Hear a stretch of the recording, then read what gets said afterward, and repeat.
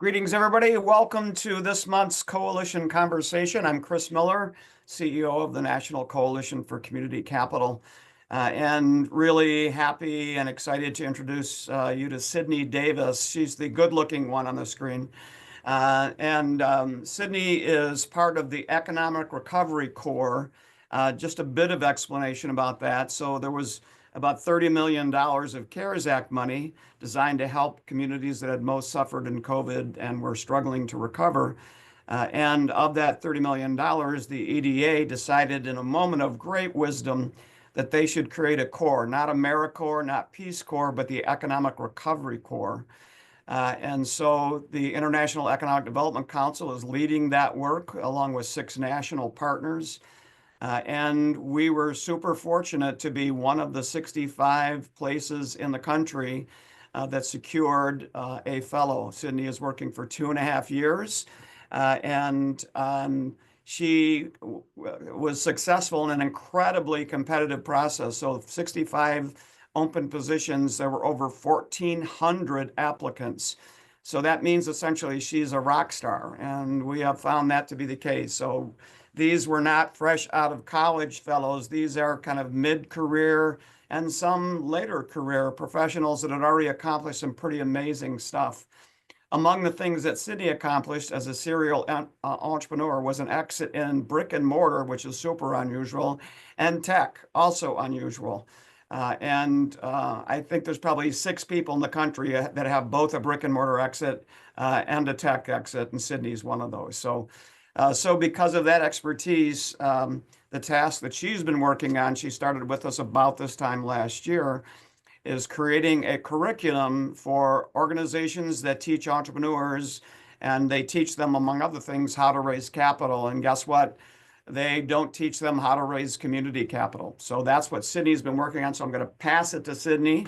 I might fire a question at her here and there, but she's pretty good all on her own. So Sydney Davis, take it over.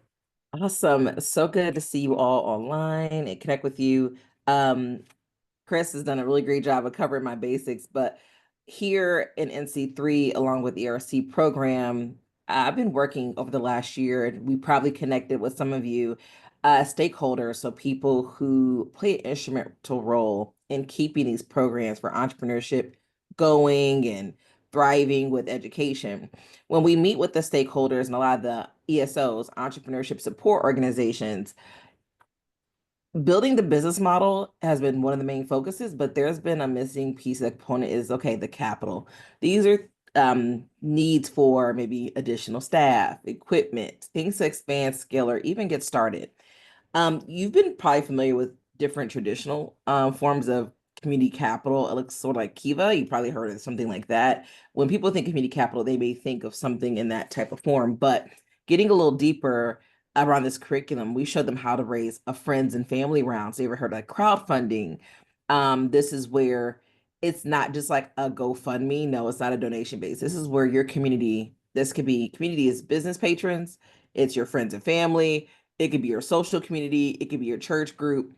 It's whatever you see as community actually makes a financial investment in you, so not only do you grow and get what you need, but they also in return get an equitable share or get able to get wealth building out of the investment that they made into your business.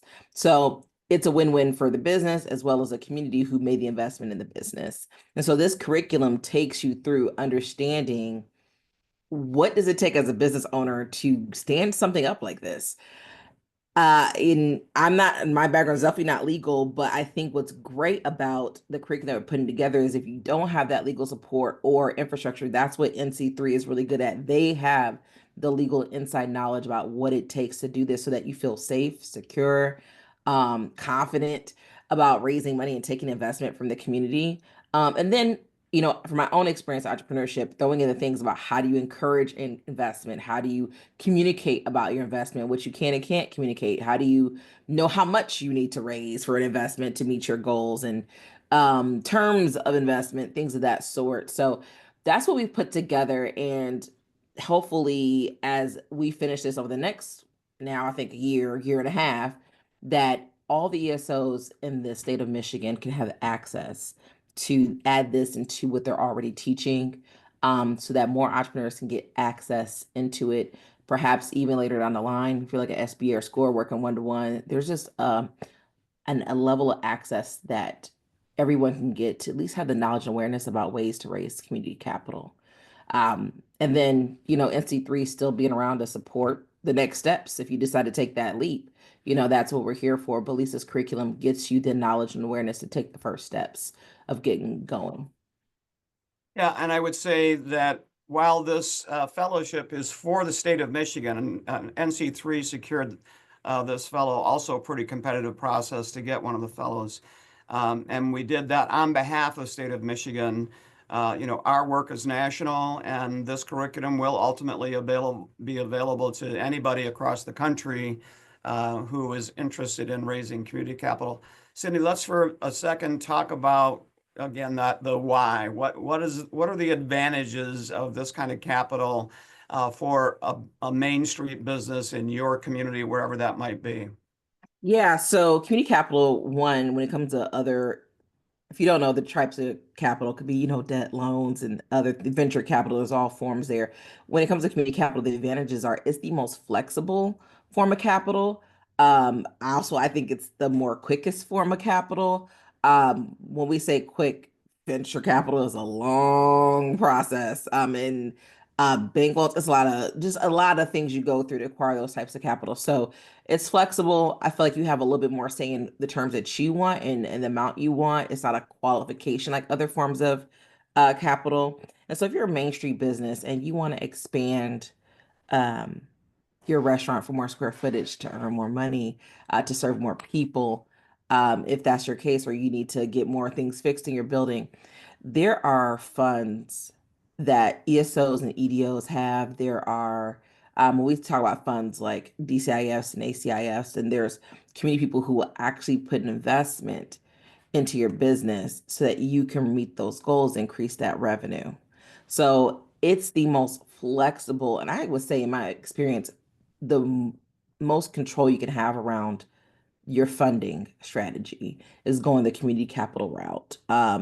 So there's some, and when we say community capital, if you want to look at some examples, um, Honeycomb Credit is like a good platform. You got WeFunder. These are the type of platforms we're talking about that you would list your opportunity on and people make investment on. So they kind of handle the collection and financial part.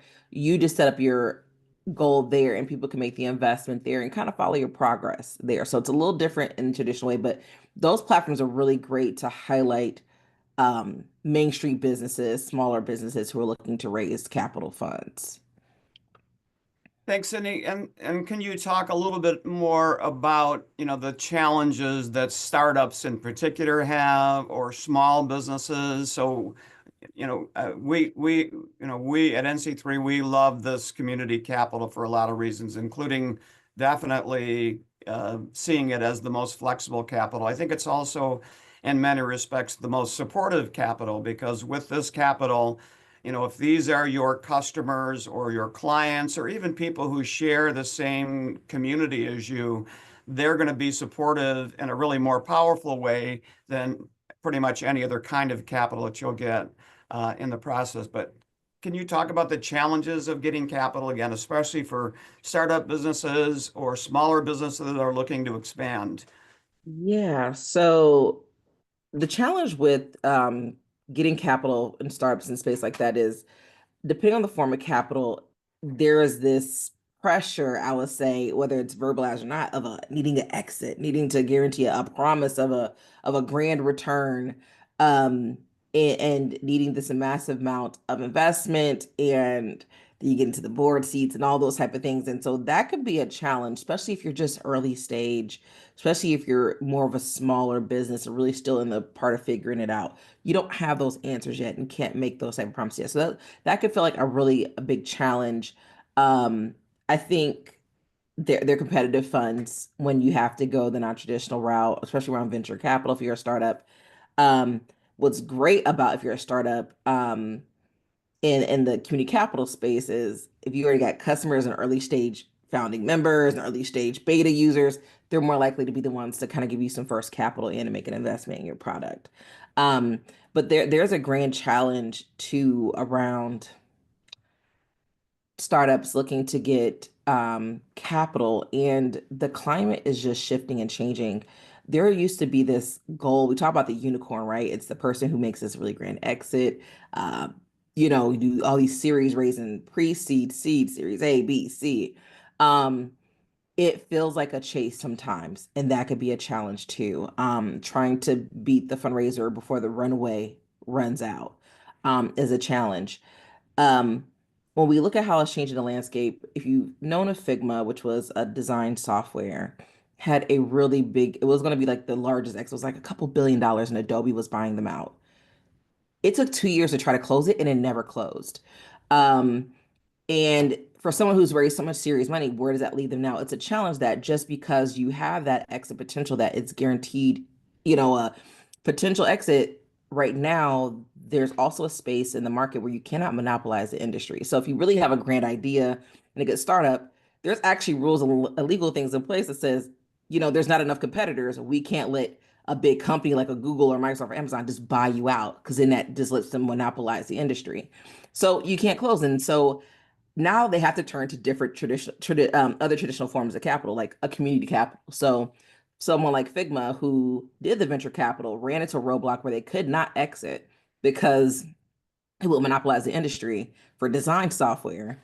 Now to continue their financial growth, because they weren't yet, I believe, a profitable company. They still needed to, not the fact check on that, but still grow. Now you can turn to community capital. All their users, they have tons of users, cannot become investors in a product, right? How now startups are taking that challenge and turning it into a pivot of success by leveraging community capital, and not, well, now that venture capitalists like, well, you can't get the exit. What's the goal now? Well, we do have millions and millions of users who love our product and want to keep us going. They can become our investors, right? And so there's that potential there in the pivot of a challenge for startups to actually not rely on venture capital, but look at community capital, right? The power of community to put in their dollars. Um, and I just think that's been one of the beautiful stories I've seen in a pivot of a space of startups having to abandon the more venture capital to go to more community capital. And we've definitely seen that as a trend. So one of the great things about this space, the investment crowdfunding space, is that we're seeing really terrific results when communities are investing. Businesses are more properly capitalized. They're sustaining themselves longer. Startups are living longer before closing. The failure rate is a lot lower. So a lot of terrific advantages. So if somebody wants to talk to you in person, Sydney, is there any chance to do that maybe on March 7th? There is a conference NC3 is hosting at Michigan State University. I'll be presenting as well at the conference. There'll be other people, like I told you, the legal expertise will be there. People who are experts in community capital fundraising an investment, they will be in the room. So if you're ever considering to start a fund, if you're looking to raise community capital, or if you want a program and curriculum like this within your existing program around entrepreneurship and adding that capital component, you should be there March 7th at Michigan State University. Right. Changing the Paradigm is the name of the conference. Go to nc3now.org to get details, sign up. We'd love to have you. Thanks a lot for tuning in, and we'll see you next time. See ya.